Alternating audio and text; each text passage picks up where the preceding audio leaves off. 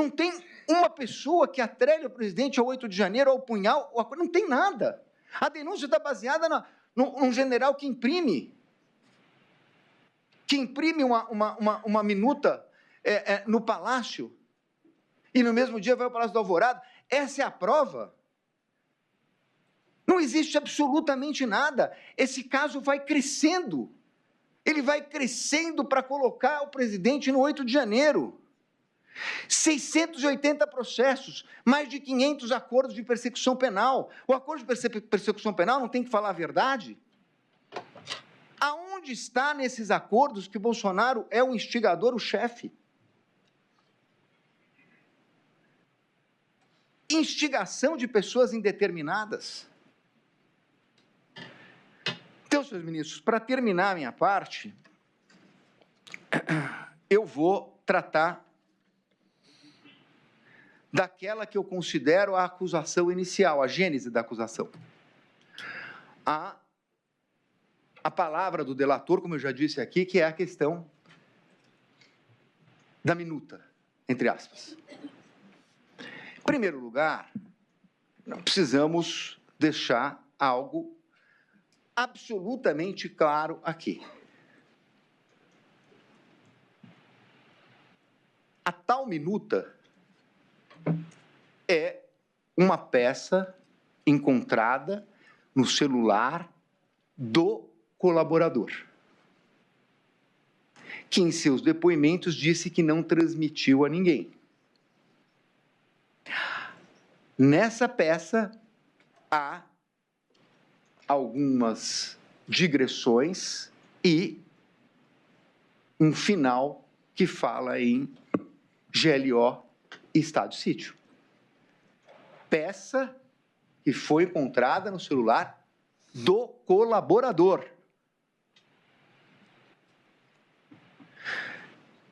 O Ministério Público sustentou na denúncia, na primeira sustentação oral do recebimento, nas alegações finais e aqui, que essa minuta foi encontrada na sede do PL, na mesa do presidente Bolsonaro.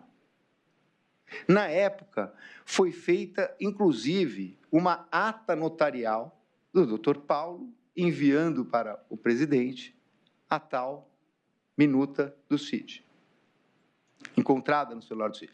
Se ele tivesse, me parece que ele não precisava receber aquilo. Mas há uma ata notarial. E chega a ser pueril imaginar que ele foi para os Estados Unidos, voltou e deixou uma minuta na mesa. Ele, na verdade, tem uma conversa entre cliente e advogado que foi mandado para ele. Então, em primeiro lugar, é isso.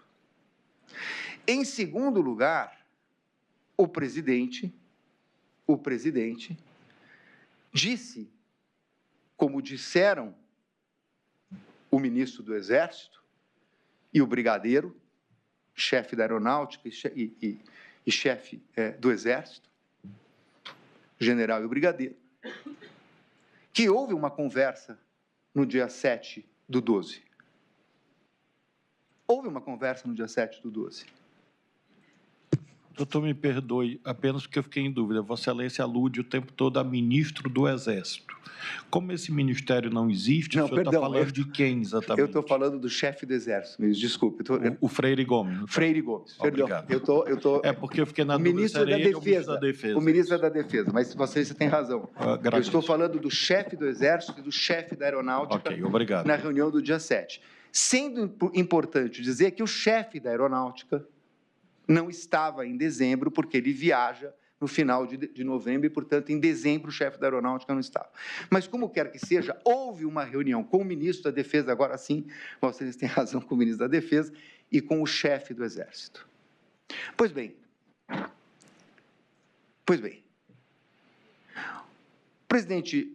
o ex-presidente Bolsonaro, no seu interrogatório, disse o seguinte, respondendo a perguntas do relator e da própria defesa: o senhor conversou com alguém a respeito de alguma medida? Sim, eu conversei sobre medidas constitucionais. Vossas Excelências poderão dizer, era cabível, como disse o Ministério Público, uma conversa a respeito de uma decretação de estado de sítio ou de GLO? Não, não era cabível. E não foi feita. Não foi feita. Daí a se dizer que houve modificação de minuta para prender, isso é a palavra do delator. Isso é a palavra do delator, isso não aconteceu. Então, senhores ministros, nós precisamos, com a importância que tem esse julgamento, tratar a respeito dos artigos que estão na denúncia, o 359 LM. Porque aqui o procurador está falando de um iter criminis distendido. Na verdade, é uma distensão que bate o recorde mundial, porque, na verdade, nós estamos falando de algo que nunca foi visto, de um iter criminis que dura mais de ano. Pois bem, ambos os artigos tratam de violência ou grave ameaça. Com todo respeito, como disse o professor Dweck, não é possível do ponto de vista jurídico. E agora, ministro, senhores ministros, eu vou encampar a tese da acusação. Encampar a tese da acusação. Da discussão de 7 de dezembro com o chefe do Exército, com o chefe da Aeronáutica, o ministro da Defesa, o da Aeronáutica não estava, mas eu vou encampar a tese do Ministério Público. O início de execução, nós estamos falando de um crime tentado, de atentado. E, portanto, na verdade, a mera tentativa é que configura a própria consumação do delito. Um crime de atentado. Mas esse crime de atentado não é porque de atentado que ele não tem o início de execução. Ele tem o início de execução. Ele tem o primeiro ato de execução.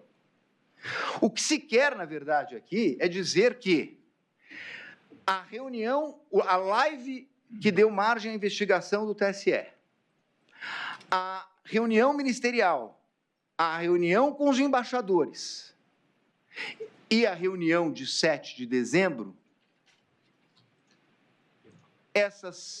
estes fatos seriam, na verdade, o início de execução do crime de atentado. Mas sem violência e grave ameaça? Aonde está a violência ou grave ameaça? Dir-se-á, bom, mas se houver a violência física, a grave ameaça física, o golpe estará consumado. Mas não é por isso que nós não temos, porque qualquer delito no direito penal tem o início da execução. Nós temos que ter um início da execução. Então, diz o professor Dweck, teria que ser a assinatura, a concordância entre eles, a partir do que, mesmo antes de se pegar nas armas, existiria, pelo risco ao bem jurídico, o início da execução.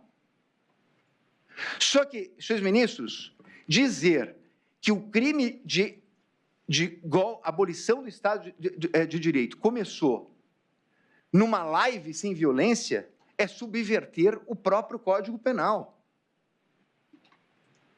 Compara-se a questão da fuga de presídio. O planejamento não é. É execução. Por mais detalhado que ele possa ser, é a execução da violência que efetivamente consuma o delito. Não é possível se falar em início da execução numa live do TSE. Aonde está a violência ou grave ameaça?